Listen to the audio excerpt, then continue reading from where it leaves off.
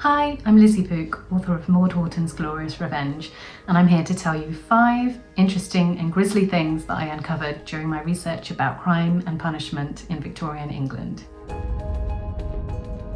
By 1850, public hangings, particularly in London, had become popular, almost carnivalesque events attended by all sorts of society, from the poor to the wealthy to celebrities like Charles Dickens. These were spectacles that were certainly monetised. Taverns around the hanging sites would sell rooms with views over the gallows for a special price, or they'd put on execution breakfasts so people could line their stomachs before witnessing the grisly sight.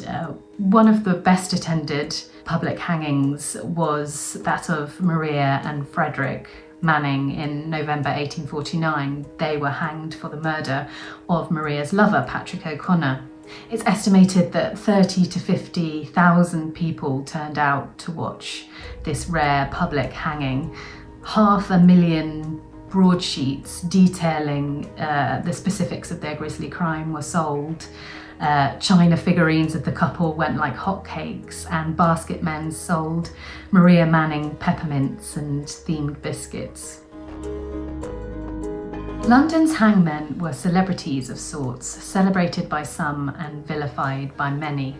William Calcraft was London's most famous executioner in 1850, and he was paid £50 a year to be the official executioner of the City of London. He was well known for his short drop execution methods, during which his victims would slowly strangle to death. He was also responsible for numerous botched public hangings where he would swing from the legs of victims until their necks broke. Many believed he did this purely to entertain the crowds. He reluctantly retired at the age of 74, having carried out an estimated 450 public hangings. The Victorians were obsessed with murder and true crime as we are today. Murder sightseeing was a pastime that some indulged in. Inquests were held after murders, but often not immediately, meaning before the jurors had the chance to visit the scene of the crime. Curious passers-by, members of the nobility, or people who had travelled specifically for the occasion could traipse through the bloodied rooms, ogling the detritus and sometimes the bodies of the victims themselves. Special trains were occasionally put on to take people to the sites of public hangings too, as in 1840 with the hanging of the Lightfoot brothers for the murder of philanthropist Neville Norway. An estimated 25,000 people made the journey to witness the hangings, and special trains were laid on which stopped beneath Bodmin Jail to allow people to watch without having to leave the wagons.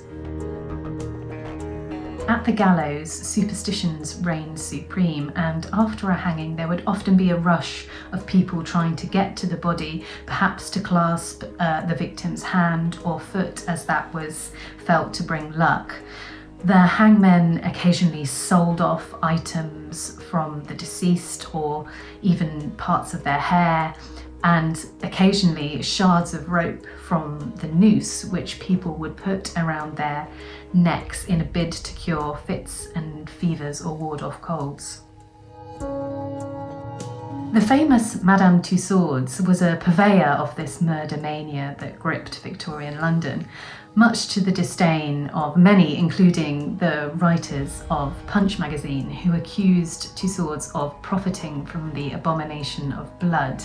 If you went to Madame Tussauds in 1850, you would be able to descend to the basement, pass through a thick black curtain, and enter the separate room, or what was later dubbed the Chamber of Horrors.